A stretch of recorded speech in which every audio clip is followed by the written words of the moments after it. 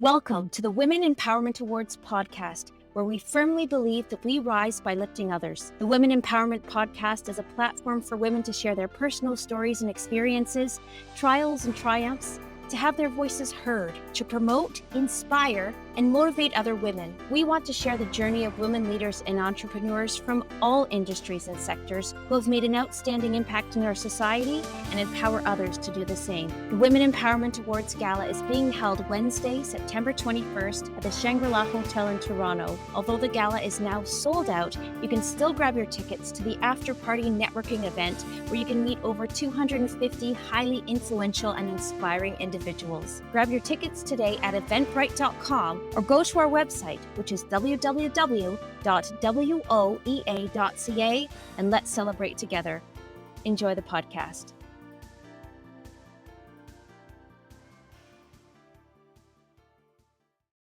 Welcome, everybody, to the Women Empowerment Podcast. I am your host, Courtney Gideon, and it is my absolute honor today to introduce my guest. I have Christine Faulhaber, founder and CEO of Faulhaber Communications. Christine, welcome to the podcast. Thanks so much. I'm excited. Yes, I'm so excited too. I'm so excited to learn about your journey and about your amazing business that you have. Let's start from the beginning, though. I'm always interested to know early life of the women I'm interviewing. So can you tell me a little bit about what early life was like for you? And I suppose how you think it shaped who you are today. It's so interesting to reflect back once you've had kids. I've got an 11 and a 13-year-old, and I find I'm going through this surreal time of remembering the past because now I'm that mom that my mom was. So for me, you know what? I was a performer. I was creative. I used to sing at resorts in Muskoka. I went to a performing arts high school. I had a crazy magazine collection. You're going to ask me, I think, what's on my wall, and I can't tell you that I'll hold it because I have an actual photo of it that I just dug up. It's crazy. No way. Yeah, very creative, very dynamic. And how did it shape me? Performing and going to high school and putting myself out there was a huge risk. It was very scary and exhilarating at the same time. And I do feel like what I created with Faulhaber isn't that far off. It was me in a spotlight in some regard. It was me out there, putting myself out there. So I think it's an interesting way. I would definitely not have thought that this is what I would be doing, however. And did you grow up in the Toronto area? Yeah, you know what? I grew up in Scarborough.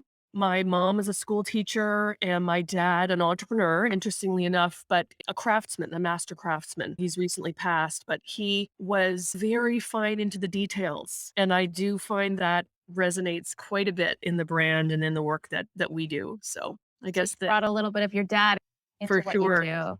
And any siblings or anything like that? I do. I have my brother and my sister are twins, a year and a half younger. You can imagine the household was very busy with my mom with a handful of kids back then, all fighting for the attention. So interesting time. Yeah, for sure. Okay, so I'm going to get to this burning question. I'm really excited to hear now. What were the posters on your wall growing up as a teen? Okay, I can't even tell you. It's the funniest thing alive.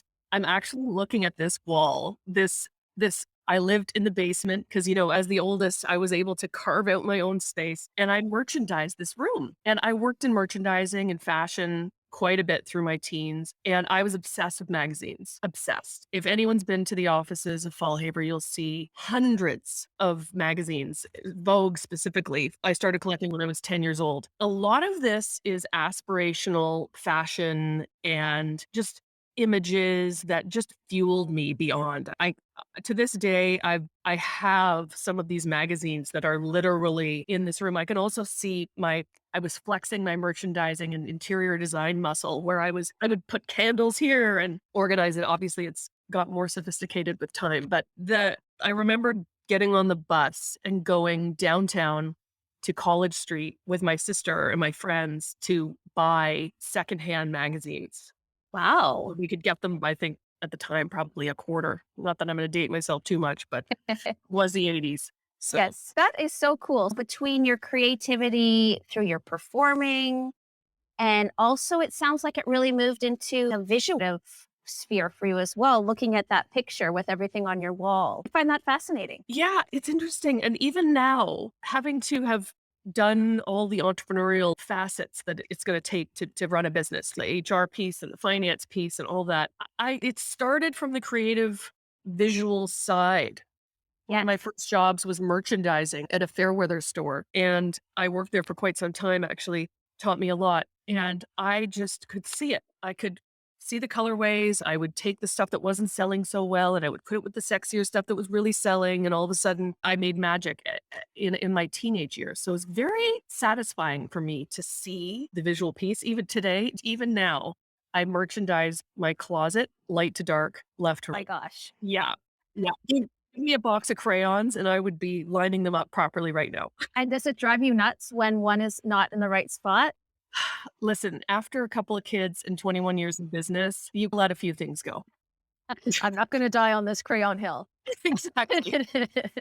Oh my gosh, well, that's so cool. I really admire people who have the visual, that vision. I'm a creative person myself in the performing arts side of things, which helps me do this. Yeah, I don't have that. I could walk into a room and be like, I don't know where to start. So I really admire people like you who have that to them. I'm going to switch gears just for a second because you did mention before about your dad and how you think he plays a role in who you are today. But I'm also wondering if there's anyone else who was pivotal to you on this journey. And then if so, how? It's a great question. And when I'm thinking about the earlier days, it's those people that trusted you or believed or were unconditional in their approval of things. And for me specifically, I still struggle with the approval piece. Is it good enough? It's never good enough. I can thank my late dad for giving me that wonderful, what do we want to call it? Yes. The good of bad, right? Yes. And because what makes you amazing is also potentially what is the most challenging thing for you as a human. I had a teacher early on that really believed in my musical interest and my musical abilities and just nurtured that. And I still remember small pieces of advice that he gave. I also have to say that on the flip side of that, my mom, who really was like the opposite of my dad in that regard. My mom was actually musical. I get my musical talent from her. And she was just supportive. It was, you want to try that? That sounds great. You want to do that? Okay, let's do that. How can I enable that? And I do think that's very difficult, especially now being a mom. You want to steer your kids in a direction. You want to say, ooh, is that really your best option? We don't know what it's gonna look like. No Yes. one there's no way I could have known what I would be doing right now from when I was 10 or 11 years old. So I Yeah. think it's important to just foster that energy and the creativity and however it can come out, because ultimately those people, our children, the next generation, are going to figure it out just like we all did. I love how you explain that about your mom because it sounds like she really just gave you space and permission to go in any which direction you wanted to go. How scary, but how wonderful. Exactly. I think that's what a great mom. So Yeah, it's great. I would like to know a little bit about you mentioned before you never thought that this would necessarily be what you're doing. So my question is, was this, an entrepreneur is in the communications world? Is that ever something you thought you would be doing? But I'm interested to know what the 10-year-old Christine said she wanted to be when she grew up. And it could be completely different because I know mine is. Yeah. Well, I'll tell you, I wanted to be Madonna, or maybe Olivia Newton-John. I went to every Madonna concert starting in 1983. Oh, no way. Literally, yeah, the grade 8 girls, we slept over for tickets at the Scarborough Town Center overnight to wait and get in that lineup. And the parents took turns driving by to make sure we were okay. Oh my gosh. This was the performance piece again, but also the entrepreneur. Yes. Look at Madonna as an amazing icon. Perhaps her most recent choices are a little out of frame, but I feel like that was very motivating for me at the time, and we would feel very inspired by the art and the piece. So I did believe that I was gonna be a performer. I started writing music, and I really wanted that stage for myself, but I could tell as I got older, it takes an entire city to build someone that's gonna be like a superpower like that. And you have to have all the boxes checked. You gotta have the right music, you gotta have the right look, you've gotta have parents that are behind you and willing to drive you to an audition and so on and so forth. And I didn't have all those. And I also didn't want to compromise. I wanted to be successful and I was going to do it. And that ended up taking shape and went to university and got a different type of degree. And it ended up where it is. But Right. so at 10 years old, I wanted to be Madonna. What I love about Madonna, I have to say, and I agree with you a little bit about the choices as of late, but she's just been this woman who can reinvent herself. And it sounds a little bit like that's what you have done. Because before, when you wanted to be a performer, you knew what you liked about it, but you also, it wasn't filling the cup. So you created this space, this role for yourself. And here you are, CEO and founder. Does that resonate at all? Does that kind of, Wow, I hadn't thought of it that way, but I guess if I think about one of my long-standing employees, she does say to me, "Oh, it's Christine 11.0 or it's Christine 12.0." there So you I go. guess perhaps it does. So I've heard you talk about fashion in depth before and Vogue magazine on your walls. So the fashion industry is of great interest to you. So does it play into like how does it play into your company and everything else that you do? And it was so important for so long. Before I started the business, I was working directly in fashion and I was working for a Canadian fashion designer and I was wearing the fashion and I was on those best dress lists and I was at all those fashion parties. And that was a real moment, like a couple of decades. It's evolved over time. But what I do like to say about fashion is it's what people want to know about right now. So for me, it was not just a pant leg or a lipstick. People have heard me say this before. It's bigger than that. It's about what's current, what is current, what's happening. And I always like to take that. For example, like if you watch award shows, like they're an amazing microcosm of trends in the future, tiny things, right? Like nail colors and who are they pairing with who and what's being said. And I always loved that because it was not just, oh my gosh, they're wearing Balenciaga or wow, look at that Chanel fascinator or whatever that was. Those things were also cool. But it was more about what's current.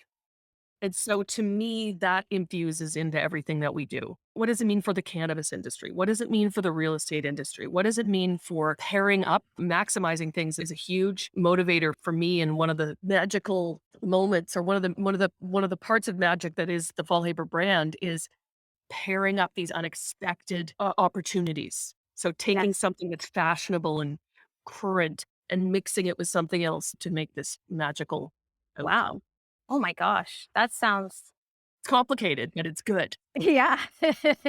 That's really cool. So tell me Mhm. more about your company. Tell me more about Faulhaber Communications, what you guys do. Give me all the goods. Yeah. Oh my gosh. I started it 21 years ago, which is crazy, with a laptop in my kitchen. And obviously, the last few years, we've all been on laptops in our kitchen. Yes. And I never thought I was going to do that. I was working in fashion for this Canadian fashion designer called Joe Verkeok. And the business changed and I took a trip to Greece and had what I call my quarter life crisis. I mentor a lot of young people and a lot of my employees are of this age. So I always ask, have you had the quarter life crisis? Because if you have to make decisions or not make decisions on either side of that coin. Yes. And I had mine and I was in Greece and I was enjoying this life of what am I going to do? What am I doing? Who am I?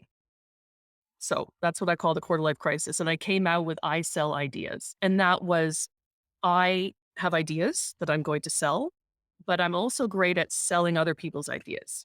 And we're running currently a fully integrated digital marketing and PR agency, which has evolved over time, obviously, as the industry and client requirements have evolved. But the ethos stays the same. We're in the selling business. We're here to share ideas and create wonderful stories that resonate. So I mentioned earlier a bit about the clients. We're really cross functional and also integrated with different types of business. So we're not where we have travel clients and we have food and beverage clients and we have fashion clients and beauty clients. And I find that quite inspiring and exciting because there's a lot of cross pollination that goes on in there. Yeah, I really love that. I love how you can take a little bit from each, and that really helps the others grow. It sounds like something that complements, it all kind of complements one another, it seems. Yeah, But have there been any challenges along the way for you? for sure. As the media industry has evolved and the advent of influencers has taken over in some regards. And of course, the digital rebirth, I guess we're at the beginning of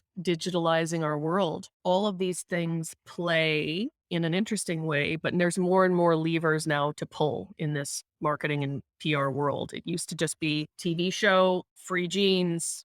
There's a cover, there's a segment, and that ship sailed a long time ago. So now it's these deep integrated campaigns where there might be content production and paid and unpaid influencers. And I think along the way, so navigating that, inspiring and exciting, but also challenging. But I think the number one challenge for me is the people. It's the HR piece, finding good people, retaining good people, motivating good people, figuring out who aren't the good people, Yeah. who aren't the right fit. It's a lot.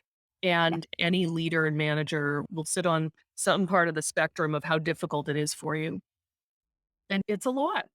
I would say in 2017, I started working with a coach who really allowed my mindset to transform. He said to me, and I'm sure people have heard this as well, but for me, it resonated quite clearly. And it was all the stuff that got you here isn't going to get you to the next space. So all those things that I did, anyone who's worked with me has seen me micromanage something and has seen me maybe not deliver it in the most empathetic way, Okay. and so on and so forth. It's a lifelong journey, right? Anybody in a space like this is going to continue to do the work. And that's how it is. Like, it's not one and done. Yes. It's a lifelong journey of reading wonderful books and taking a little nugget and learning how to listen better. And because, in fact, what is important is that the people are around you do feel empowered and motivated and inspired. And as you go along in the journey, and as I have gone along in the journey, it's not about me. It hasn't been about me for quite some time.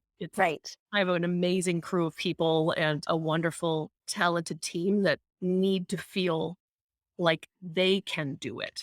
And Yeah. so I think this is where I love this word empowerment, right? Like, it's just, it's exciting and inspiring. That's definitely one part that continues to be a work in progress. It's So, all a journey, isn't it? yeah, It's just, totally. there's no beginning, there's no finish line. It's just part of, right? Part of the journey. And you on this journey have been nominated for a Women Empowerment Award. So congratulations. Thank you so much. So exciting. Yes. And so I'm interested to know what the word empowerment means to you. I love this one. And I love that it's connected to this word, Kaizen. It's a Japanese principle of getting better, and sort of like a business philosophy of continuous improvement. And to me, we talk a lot about it at Faulhaber, this idea that it's not going to be perfect every time, but let's learn from it. Let's get some tuition value and keep moving it forward. And I feel like when we're thinking about empowerment, which is instilling confidence and strength, and the idea that someone could feel inspired to take what's theirs or what they think they could be, or to be the best version of themselves. I love this. And I feel like this does come to life in a tangible way, because last fall, I had the opportunity to appoint my longtime partner, Lexi, as president. And I Wow. promoted myself to founder. I guess we'll call that promoted myself to founder. And that was a long journey. It wasn't something that happened overnight. And the way in which I can feel that I've empowered this human to be the next version and inspire her to make changes and continue on with her iterative growth, I think it's very exciting. Was that hard for you? It's still a work in progress. Okay. And it's wonderful. It's absolutely a delight, because it's not perfect. Nothing is perfect, Yeah. but she is doing an incredible job. And for me to see her bring the Faulhaber brand to life in her own words and lead her people and make difficult decisions that I once made, it's pretty empowering. I think she feels empowered, and I feel pretty empowered. So, Amazing. How yeah. rewarding. Wow. That's so fantastic. And looking at your company, somebody from the outside looking in would say, this is a successful company. Christine, this is a successful woman.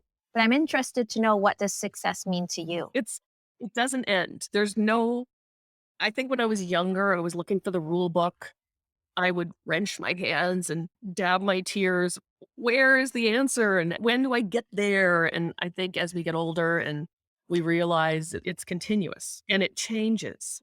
So before, a measurement of success might have been, I want to have a client like this, or I want to be in this magazine, or I want to achieve this much money. And that is fine. People's success evolves.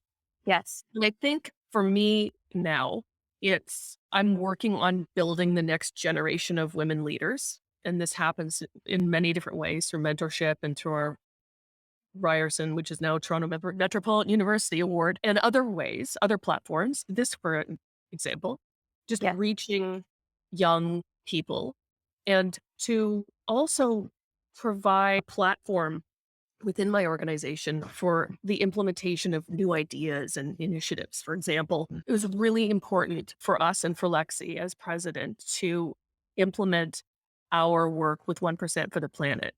And I was very excited about that because it's something that is near and dear to many of the people that work in the organization's hearts and also that of our clients. So there was a good synergy there. And this is something that didn't necessarily come from my view. It was hers. So seeing the implementation of that, seeing the sparkle in our clients' eyes and in our team's eyes as they're out there doing the work is really quite wonderful. Yes, that's amazing. And you did mention Ryerson University. And so, why does that institution mean so much to you? I went to Ryerson. I went to Ryerson and I got a commerce degree with a marketing background. I lived in the city. I took the subway, 3 subways and an LRT to get there. And I was working while I did all of that, which was interesting. And what was also interesting is I was able to stay connected to the fashion piece while I was there. So I was in the commerce program doing business, but I could take a couple electives and I could hang out and be in the Mass Exodus show, which was in the fashion group. So I was able to have that all interwoven while I was working in retail all through university. So there was an interesting confluence of business and still doing the fashion creative piece. And over the years, I've done all kinds of mentoring and talks for different classes. And when the opportunity came up on our 15th anniversary, which was a few years ago now, because we're 21, and it was, what can we do? So we started this Faulhaber Award, which essentially looks at offering a woman identifying female student who demonstrates ambition, focus, and the drive to become a senior leader. And that's what we created in partnership with the Ryerson School of Journalism and the School of Professional Communication. So the award would go to a young student and they choose, we don't choose, which is amazing. And it's a financial cash award. And we initiated it for 15 years. And That's unbelievable. yeah, so amazing. And then on our 20th anniversary, we realized that we needed to pivot this award. We had an opportunity to give preference to those from racialized communities and really to help foster future BIPOC communication leaders. And we extended it for another 5 years. So really this award's going to go to 2036. And it's very exciting. Christine, I'm like applauding you right now for that. Honestly, if there's anybody who's making a difference for our younger generation, that right there is like the textbook. That's amazing. Thank you for that, for empowering women like that. That's why we're talking to you today, because you are a woman who is so amazing, but you're also doing things for other women. I'm so inspired by that. That's just unbelievable. No, thanks so much. I've said this many times that the idea of mentoring people and even one-on-one, I do informational interviews all the time. I have no problem with that. If someone actually has good questions and they're prepared and they want to be inspired and learn, Yeah. I'm all about it. Yes. Amazing. Absolutely amazing. So, Christine, I'm in the mental health world. That's part of what I do. And I'm always interested to know, as an entrepreneur, if you've ever battled or struggled with mental health and how you've come through that. It's a great one. I don't know that there's any human in the world that hasn't encountered some level of mental health. And I think sometimes it's diagnosed and sometimes it's in the background or people try and hide it under a light. I realize now that it's being talked about in the open more and more. And I think that's really going to be just so useful for our young people, especially the ones that were really hit hard with the last few years of not being able to socialize and things like that. For me, I always have some tools in my toolkit to Okay. help get through. There, like I mentioned earlier, there's no rule books. So having mentors, having support, I do have family around me. So I've never had to be alone, which I know people have had. I always have a good therapist ready to go, sometimes more used more than others. Really, there's all kinds of great readings that can happen as well. Currently, I'm reading some work from Byron Katie. I don't know if you know her. Obviously, the Brene Brown has been such an inspiring person for many, and at different points, just sometimes those words in a podcast or in a book can really be uplifting. So I think it's about having a good toolkit, and for everybody, that's different. So those have been some of my tools that help me. And sometimes it's just calling a friend or walking with a friend, not being afraid to say, you know what? I know it looks all fabulous on Instagram, but it's actually not so great. And I've appreciated people that came to me in a similar way, where they trusted me enough to say, not the greatest today. And then that opens up the conversation to be able to say, how can I come and get you a coffee or Right. Yeah, exactly. I think sometimes that's all it takes, right? Is just reaching out and then being able to receive it at the same time as a friend. That's really great advice. I'm wondering, what is the best advice you could give to a young person looking to get into the communications world? And I feel like this is right in your bullseye with all the mentoring that you do. yeah, it's true. You know what? Try things out. And I think this is so key. Try things on. Go and volunteer for something, go to events, read everything you can.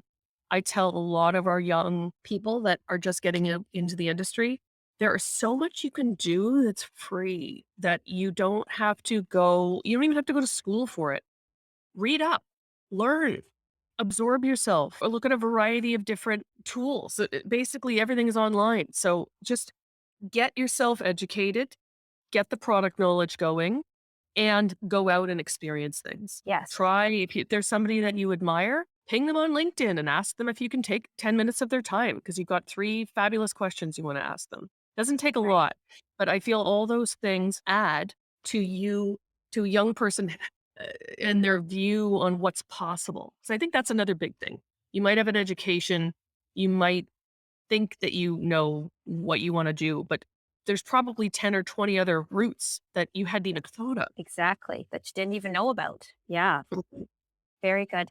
Okay, so believe it or not, we've come down to our time, but Amazing. I like to ask this at the end, just a little bit of self reflection. So if you could go back and say any words of wisdom to the young Christine, what would it be? What would those words Yeah. be? Just trust your gut. I think we do know what's right and what is right for us. So just believe in yourself, trust your gut. I love that. That's amazing. Thank you, Christine, for taking the time today for this podcast. It was an absolute pleasure to get to know you a little bit better. Thank you for all that you do for women in business and your mentoring. You're a true inspiration. So thank you so much. Thank you so much. Take care. Bye bye. Thank you so much for tuning in to the Women Empowerment Awards podcast. I'm your host, Courtney Gideon. Don't forget to grab your tickets to the after party networking event held at the Shangri-La Hotel in Toronto, September 21st. We rise by lifting others. Be well, everyone.